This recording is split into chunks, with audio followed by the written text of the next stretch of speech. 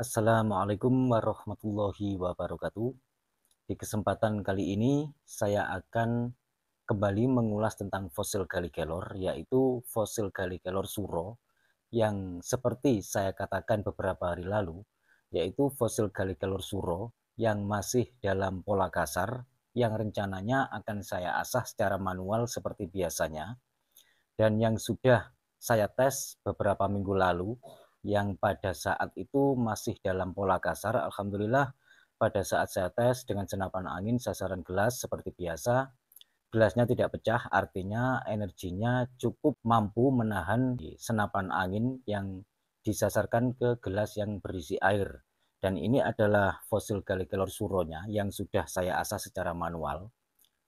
Ini sudah jadi, dan di bagian ini, di bagian yang di depan kamera pas ini yang sudah 100% membatu atau memfosil.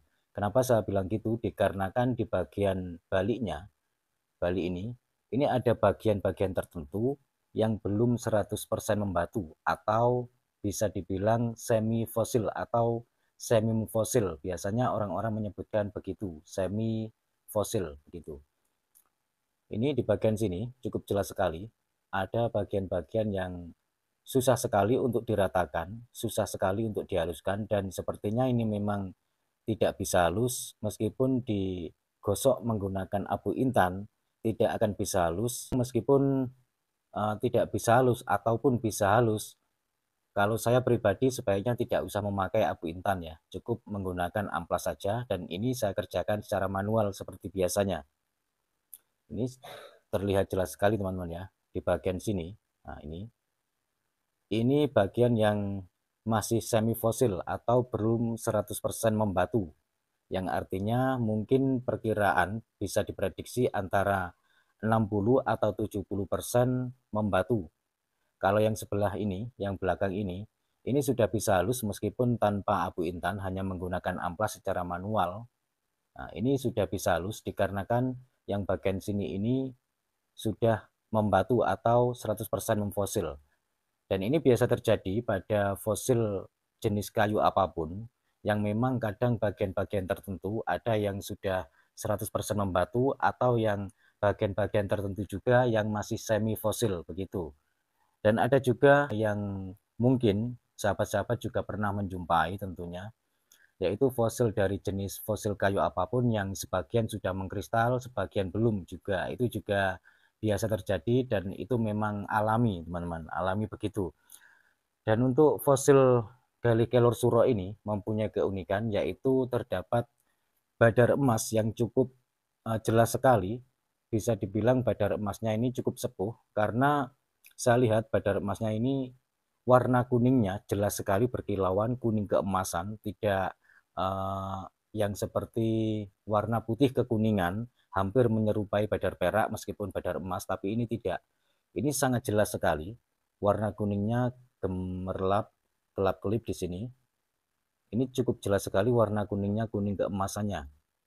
Nah, dan untuk energinya, energi dari fosil Gallikelor suro secara alami yang baru saja selesai saya asah ini menurut saya energinya selain lumayan kuat, juga mempunyai energi yang cukup tajam.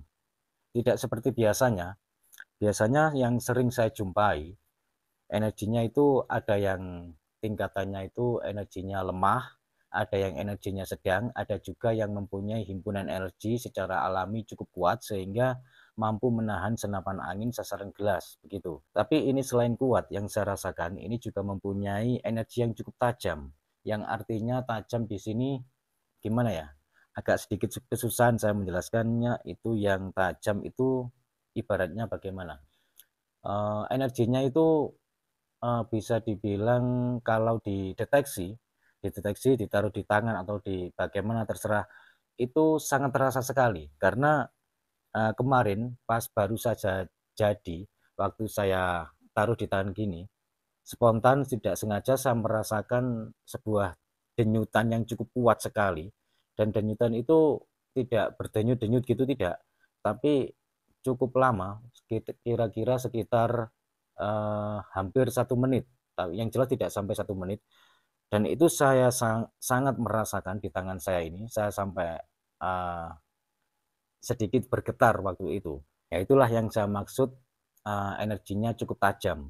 Saya sendiri tidak tahu kenapa ini mempunyai himpunan energi yang lumayan tajam, mungkin pengaruh dari badan emasnya atau pengaruh dari bagian sisinya yang sebelah ini sudah full 100% membatu, terus yang sebelahnya ini masih semi fosil. Saya sendiri kurang tahu karena selama ini saya belum pernah meneliti atau mengamati dan juga belum pernah mempelajari dari himpunan energi yang terdapat secara alami pada fosil Gallikelor yang bisa menjadikan energi tersebut terasa sangat tajam itu bagaimana. Kalau yang selama ini saya ulas tentang sebuah energi yang terdapat pada fosil Gallikelor secara alami, energinya yang cukup kuat, sudah sering saya bagikan di video-video saya sebelumnya, yaitu dengan ciri-ciri fisiknya atau dari bagian-bagian materialnya sudah pasti, ciri fisiknya atau materialnya itu sudah pasti selain hitam pekat, juga mempunyai tekstur atau serat yang cukup padat.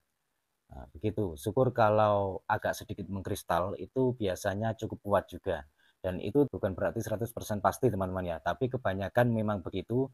Bisa dibilang antara 80% atau 85% energinya kuat secara alami. Tapi untuk jenis fosil Gallikelor yang mempunyai energi selain kuat, juga mempunyai himpunan energi yang cukup tajam, yang bagian energi tajamnya ini belum pernah saya pelajari dan saya akan coba untuk mempelajarinya, dan setelah saya menemukan hasilnya apa alasannya secara alami sehingga fosil Gallikelor tersebut selain mempunyai himpunan energi cukup kuat juga mempunyai himpunan energi yang cukup tajam, dan mudah-mudahan saya cepat mendapatkan petunjuk agar saya bisa membagikan, bisa saya share kepada sahabat-sahabat, khususnya buat sahabat-sahabat yang masih pemula dan juga buat sahabat-sahabat yang menyukai batu akik Nusantara juga fosil Gallikelor bertuah.